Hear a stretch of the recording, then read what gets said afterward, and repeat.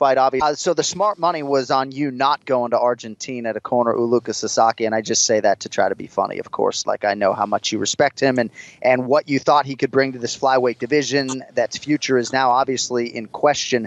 So he lost to Alexandre Pantoja. It was a quick fight, obviously. You've seen it at this point in time. Your thoughts on Sasaki and what he does moving forward, given what we're hearing as to the future of the 25ers? I got to tell you, I think those guys are all getting their walking papers, which is the harsh reality of almost corporate America. And I love that division. And it kind of hits home because I see him, and Mizuki's got a brother who's in the UFC who's over here, and he's going to be gone. So, like, again, all of a sudden, Iaquinta is too bad with a business on the side. So they could let him go tomorrow. He's going to be fine. So I think that's the message now is, man, everybody better have a backup plan, because this is a harsh reality, man. To let a lot of guys go like that, they already cut the staff. Man, like, again, I really like the division. I mean, even Sasaki's fight, for as short as it lasted, was exciting. They went at it right in the center of the ring. The guy went for a takedown. Sasaki had his moments on top a little bit. He made one mistake, gave up his back, and my heart goes out to him. But I thought it was a good fight for the time it lasted, and they all are. There's a lot of good guys at that weight. Now, Ray, you talked about the division. It's not looking good for that division. But Sasaki, although he didn't get the win, do you think they'll keep him around? He does have the height to move up to 135 pounds. Is that an option, you think, for him? Or do you think he specifically is going to get cut if he can't move up to 135? No. He'd move up to 135 in a heartbeat. I still think they're going to cut him. That's my gut feeling.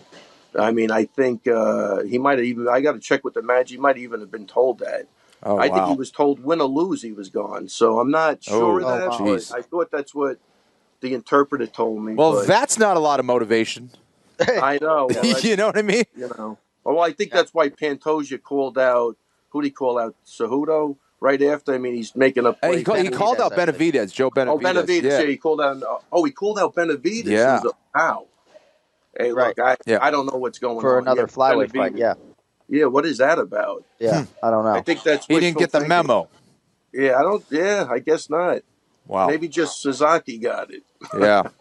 Jeez. All right, last thing before we let you fly. Iaquinta less than a month out from his main event, Big Fox, Milwaukee, Wisconsin, against Kevin Lee. Of course, Iaquinta with a win over Kevin Lee in what was Lee's UFC debut. It's a fight he has wanted back.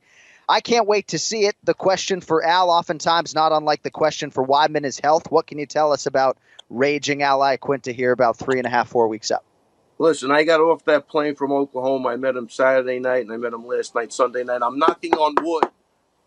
He's awesome right now, but I just hope it stays that way. I wish the fight was next week. I really do, because the heart pounds through my chest every time he's sparring and everything else. But he is working like a maniac. He's very dedicated. He's a man on a mission.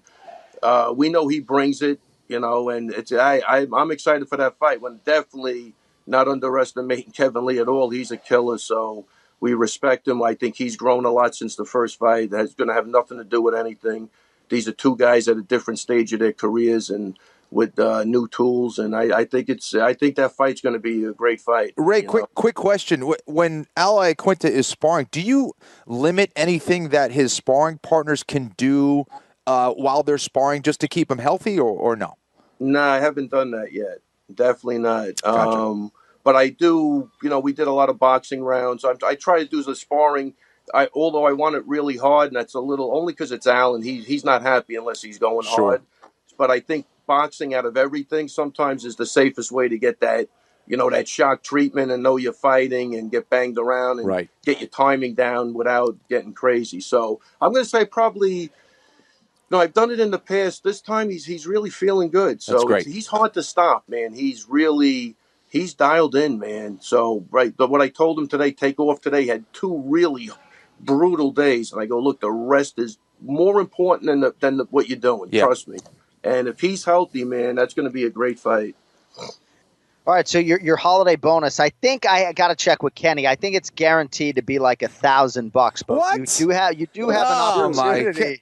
What is this guy swimming in money over here? Kenny, what are you, the Grinch that stole Christmas? Hey, listen.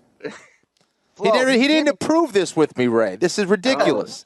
I tell you, got to go through Kenny. We've discussed this before. This is horrible. I just tried to qualify. He's good. I just tried to go through Kenny. That's what I'm trying to Ray's do here. Good, but I mean, come on. You did win. He did win some of this money by going to Russia, right, to corner Marat or whatever you did, right? But anyway, here's the deal. This weekend, and if I didn't have Al fighting, I would have went to Argentina. I really would. I just went the trip would have killed me. Well, you might get up to 2 G's if you had done that.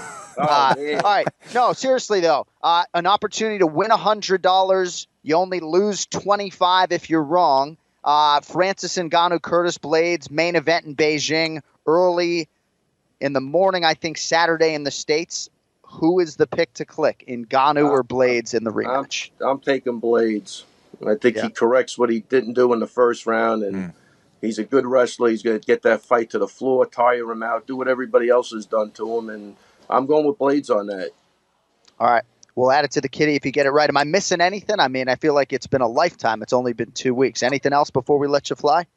Man, I hope I'm not screwing anything up. But a big shout-out to Mizuki, man. She's a sweetheart. If you get a chance, go back and watch the fight. Perfect use of the jab and a lot of head movement, a lot of fakes. It was a really good fight against a UFC vet who's tough and who's fought a lot of good people in the UFC. So very excited. I think she'll be going into the UFC shortly. The teller for 2019, the Anik and Florian podcast will be available in Japanese. So it's great. Good news. Yeah.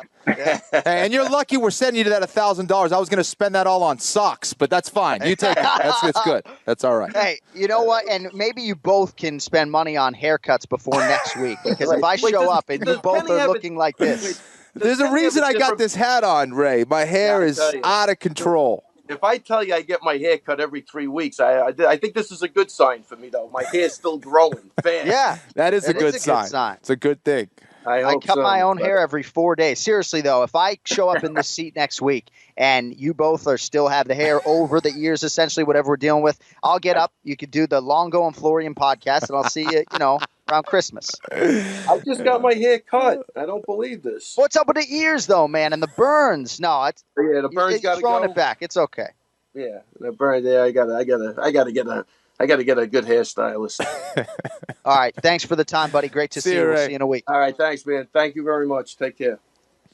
The great Ray Longo. It's hilarious. With us here on the Anik and Florian podcast. Man, you just never know the direction it'll go with Ray Longo.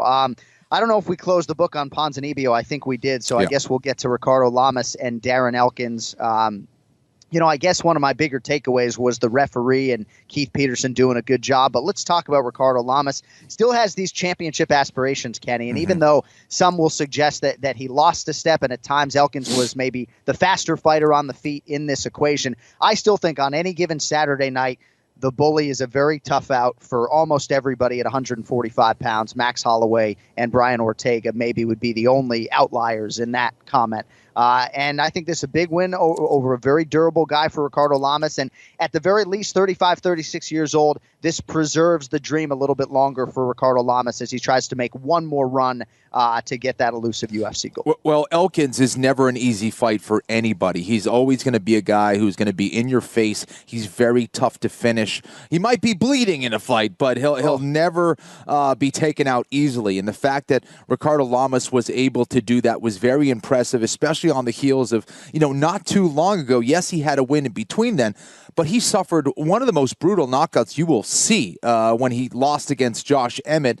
And yes, he's experienced that before when he got knocked out by Chad Mendez, but that knockout against Emmett was something different. That's kind of the one that really can get you to doubt what you're doing as a profession. And Emmett just rocked him really badly. So when you're coming back from something like that, thankfully I never had to deal with a knockout in my career, but that's a big gut check for you. There's a lot of fear that you need to overcome coming off a knockout like that. And the fact that he's been able to get 2 wins now after this Elkins fight, I think is very impressive.